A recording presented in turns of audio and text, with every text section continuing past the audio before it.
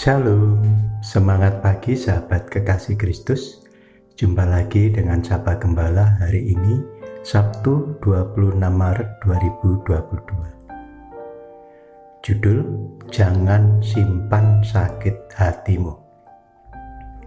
Sebelumnya mari kita berdoa. Ku yakin saat kau berfirman, ku menang saat kau bertindak. Hidupku hanya ditentukan oleh perkataanmu. Bersabdalah ya Bapa Surgawi, kami siap mendengarkan. Dalam hikmat-Mu ya Yesus, kami berteduh. Amin. Bacaan Alkitab dinyatakan dalam surat Kolose 3 ayat 13. Sabarlah kamu seorang terhadap yang lain, dan ampunilah seorang akan yang lain. Apabila yang seorang menaruh dendam terhadap yang lain, sama seperti Tuhan telah mengampuni kamu, kamu perbuat jugalah demikian. Sahabat kekasih Kristus, sebuah luka hati seperti sebuah paku yang ditancapkan ke sebuah kayu. Walaupun paku itu dicabut, akan meninggalkan bekas. Begitu juga luka hati. Walaupun si pelaku sudah meminta maaf, maka luka itu akan tetap tergores, meninggalkan bekas di dalam hati. Bagi orang yang korban sakit hati, ada rasa ingin melampiaskan amarah, dendam, dan ternyata itu bukanlah jalan keluar yang terbaik. Sebab setiap orang yang selesai melampiaskan amarah dendamnya, akan muncul masalah baru. Untuk menghilangkan luka hati yang membekas itu, hanyalah dengan hati yang tulus memaafkan dengan tuntunan Roh Kudus. Sebab tanpa tuntunan Roh Kudus, luka hati tidak akan bisa pulih. Amsal 20 ayat 22 mengingatkan kita, janganlah engkau berkata, aku akan membalas kejahatan. Nantikanlah Tuhan, Ia akan menyelamatkan engkau. Tuhan dengan kasih-Nya melarang kita untuk membalas dendam atau membalas rasa sakit hati. Semua manusia pernah marah, tersinggung, dan terluka hatinya akibat perkataan, perbuatan, atau tingkah laku seseorang yang membuat hati terluka. Banyak orang menyimpan amarah luka hati itu sehingga menimbulkan rasa benci dan dendam. Iblis sangat senang jika kita mempunyai dendam atau akar kepahitan kepada seseorang. Iblis akan memupuk subur rasa sakit hati itu agar menimbulkan kebencian yang mendalam kepada seseorang.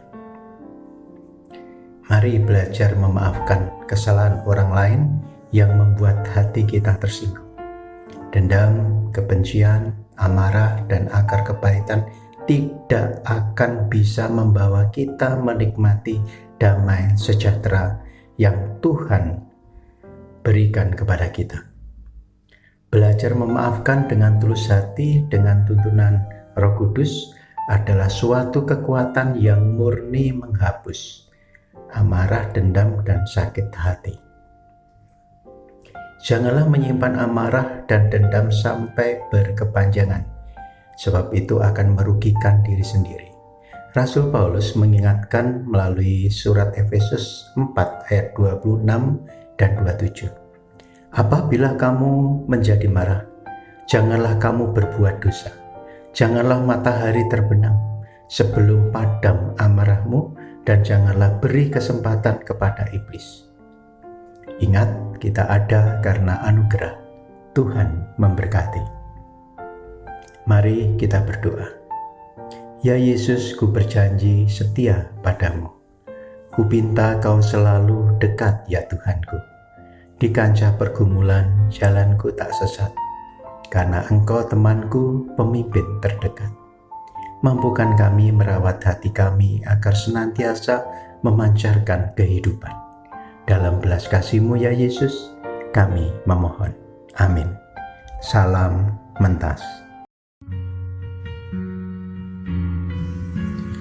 Hanya dekat Allah, 26 Maret 2022, mencobai Yesus. Lukas 10 ayat 25-29. Kisah orang Samaria yang murah hati dimulai dengan sebuah kisah yang jelas-jelas tidak murah hati. Lukas mencatat, kemudian berdirilah seorang ahli Taurat untuk mencobai Yesus. Katanya, "Guru, apa yang harus kuperbuat untuk memperoleh hidup yang kekal?" Mengapa Lukas berani menyatakan hal itu? Sebab ahli Taurat itu sudah tahu jawabannya. Dengan cepat dia sendiri menjawab pertanyaannya sendiri. Dan akhirnya dia pun sadar bahwa Yesus sudah mengetahuinya. Mengajukan pertanyaan merupakan hal baik. Kita pun punya peribahasa, malu bertanya sesat di jalan. Dengan kata lain, jika nggak tahu, ya bertanya. Namun ahli Taurat itu berbeda. Motivasinya bukanlah ingin mengetahui lebih dalam, tetapi untuk menjebak Yesus. Pertanyaan yang keluar dari mulutnya bukanlah pertanyaan supaya mendapatkan pengertian yang lebih baik, tetapi karena ingin menjatuhkan Yesus. Pertanyaan yang bertujuan menjatuhkan lawan bicara biasanya hanya akan mempertontonkan kebodohan diri sendiri. Pertanyaan macam begini mengandaikan bahwa kitalah si Maha Tahu dan orang lain tidak tahu apa-apa. Pemahaman seperti ini tidaklah sahih karena keluar dari kesesatan hati dan pikir.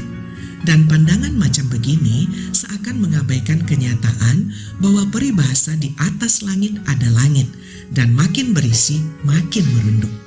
Saat mengatakan kasihilah sesama manusia seperti dirimu sendiri, tindakan ahli Taurat itu jauh dari mengasihi sesama.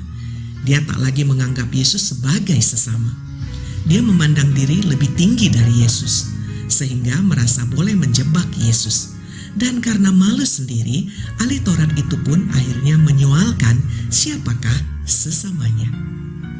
Salam semangat dari kami, Literatur Perkantas Nasional. Sahabat Anda bertumbuh.